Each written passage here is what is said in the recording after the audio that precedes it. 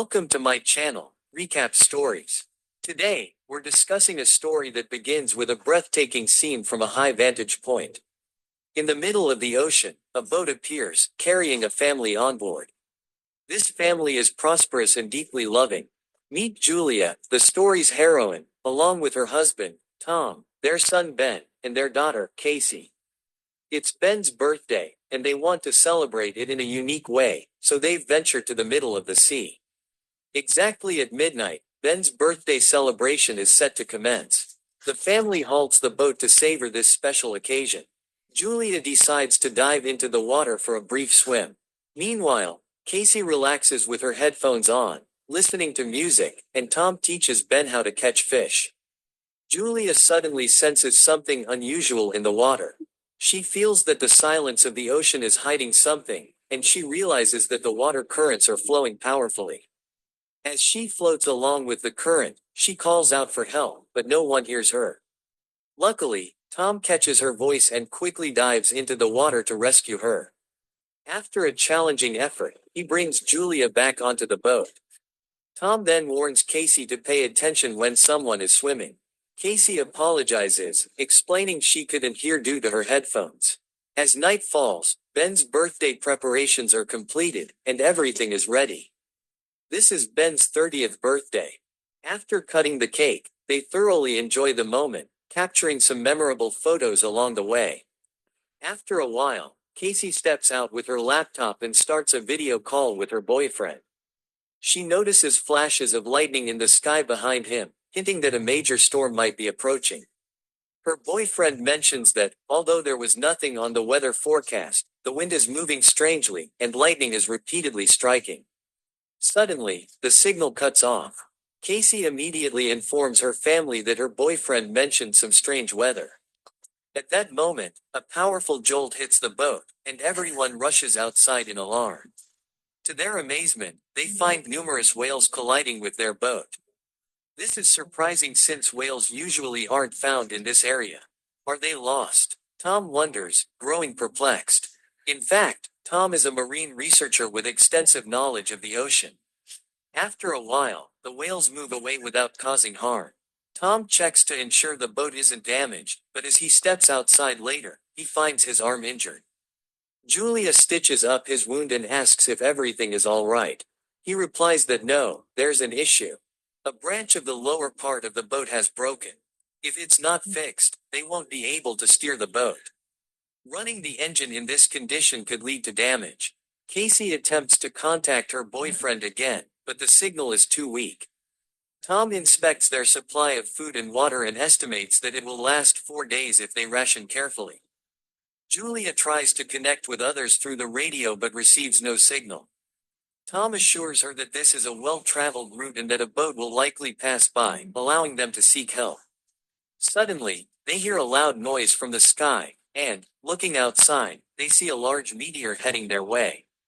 Tom immediately starts the boat, moving them a safe distance away. However, without proper steering, the engine breaks down. They begin to fear that a severe storm might be imminent. Moments later, thunder rumbles, and lightning flashes, prompting everyone to rush inside and put on life jackets in case of any impending danger. The next morning, they find everything calm outside.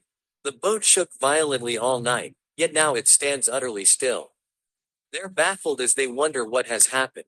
Stepping outside, they're shocked by the scene. Where there was ocean yesterday, there's now dry land. Huge rocks and barren ground surround them, leaving them to question where the ocean water has gone. Tom suspects that a shift in the Earth's magnetic poles has occurred, causing the ocean water to move in one direction. This implies that where land once existed, there is now sea. They fear that much of humanity might have perished, and only a few may have survived. According to Tom's research, a similar event happened millions of years ago, and the pole shift has repeated now. Anyway, friends, if you found this film concept interesting, do like the video. Tom's words leave everyone anxious, wondering, how is this possible?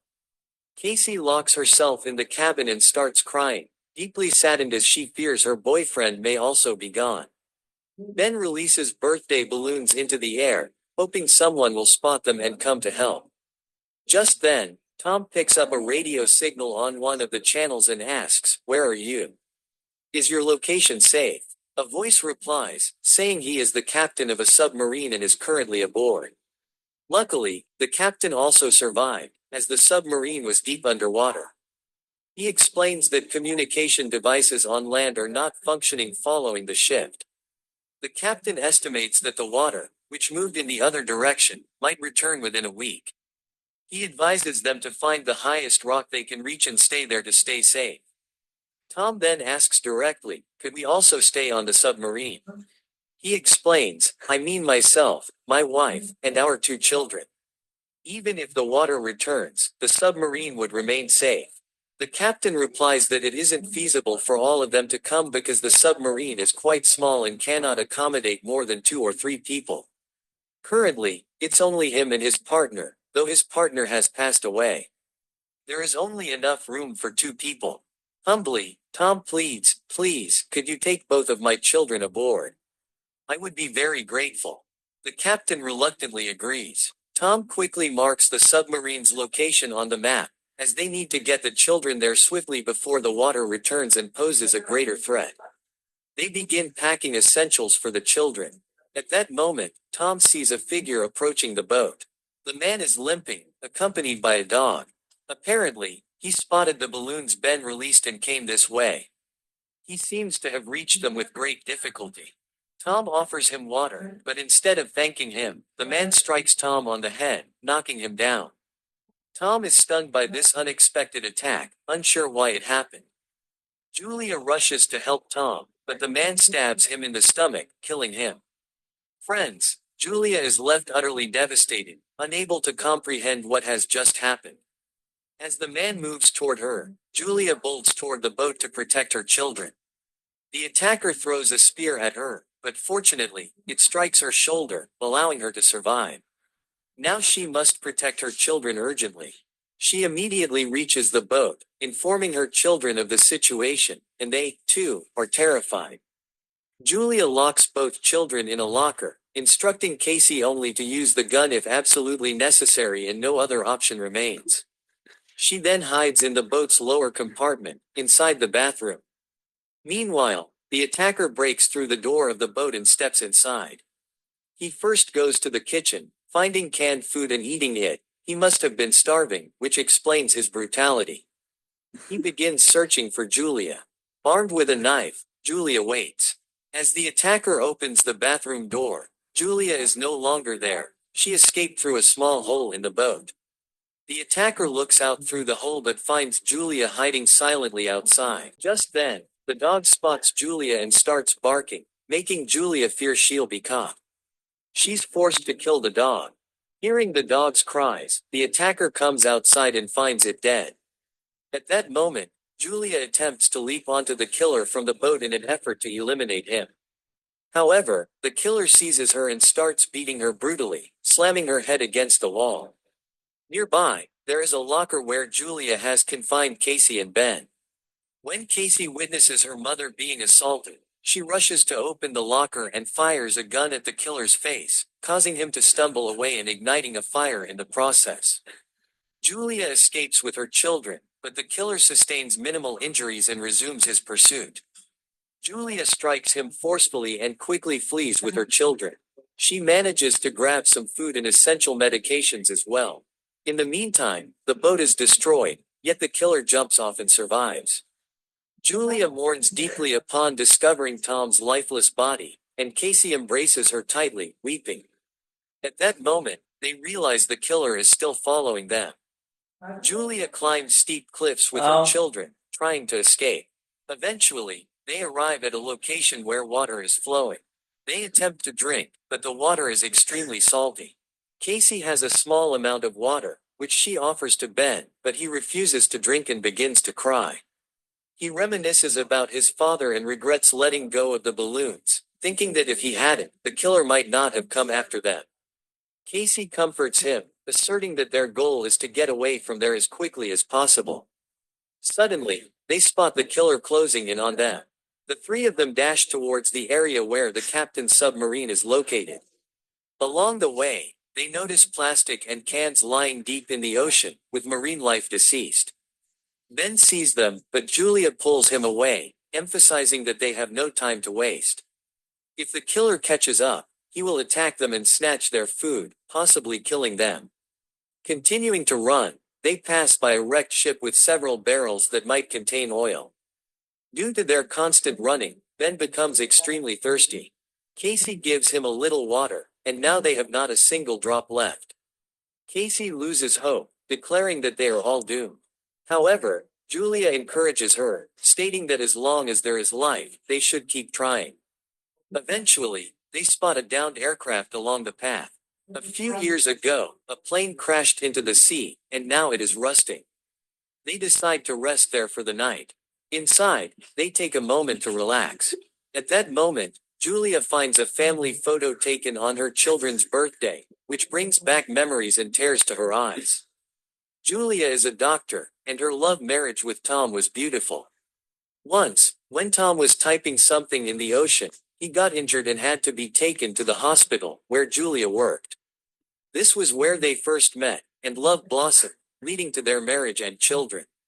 That night, while everyone is asleep, Casey hears a noise outside. She ventures out alone to investigate, but finds nothing. Suddenly, the killer prepares to attack her from behind. Here, it is revealed that they have set a trap for the killer. As the killer lunges at Casey, she dodges, and Julia swiftly stabs him from behind, ultimately killing the assailant. In the morning, the three of them emerge, feeling relief that the killer is now dead and their lives are no longer in danger. However, upon seeing the killer's corpse, fear grips them, suggesting that there may be another threat lurking nearby. They quickly decide to leave the area. Julia and Casey examine a map when Ben can no longer withstand his thirst. By chance, they come across some seawater, but it is R. In his desperation, Ben begins to drink it, causing his condition to worsen. Julia and Casey take him to a temporary tent to rest. After a while, they hear voices from outside, prompting Julia to step out to see what is happening. She wakes her children, and the three of them flee from there.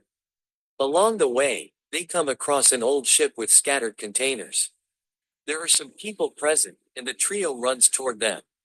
Suddenly, they realize that large sea crabs are chasing after them. Julia pleads with the people to open the door, but out of fear, they shut it.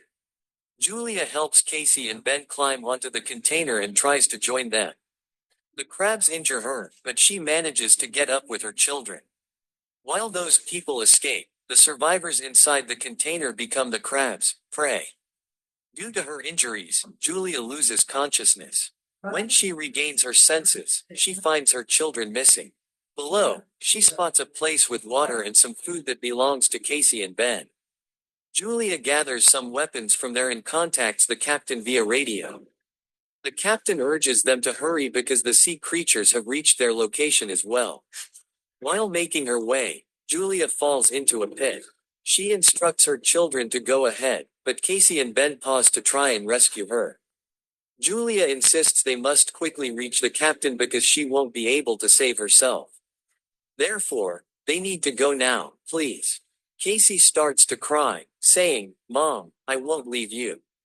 Julia reassures her, saying, "Don't cry, you two go now, and Casey, take care of Ben." Reluctantly, Casey sets off with Ben. When they arrive at the submarine's door and knock, nobody opens it from inside. In fact, the captain is standing outside, severely injured and near death. He tells them, "I won't survive. You both quickly go inside the submarine and lock the door." Casey runs back to retrieve her mother because the captain won't be entering the submarine, meaning there will be space for Julia. Meanwhile, Julia is shooting at the crabs, but they keep coming.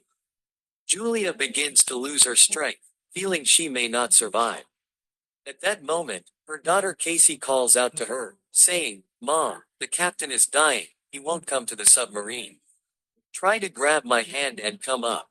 Finally, after several attempts, Julia manages to grab Casey's hand and climbs up.